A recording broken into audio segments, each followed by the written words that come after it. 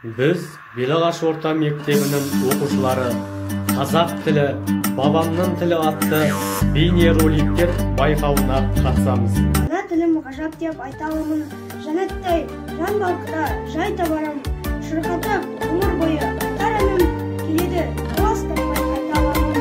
Толғайды сыны кетіп сұры қашып, біз әлі қанған жоқпыз сырын ашып, қазағы қадіріне жеткен сайын жайнайды ертеңгеде нұрын шашып.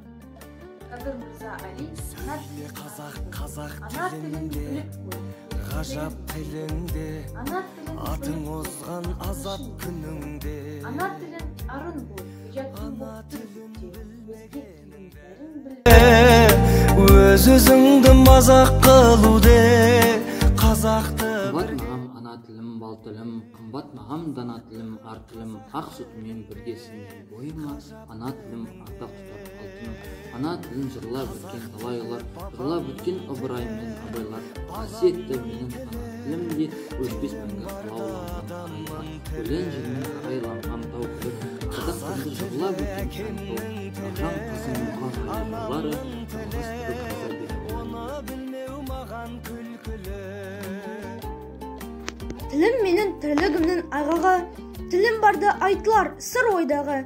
Өссе тілім, мен де бірге өсемін, өссе тілім, мен де бірге өшемін.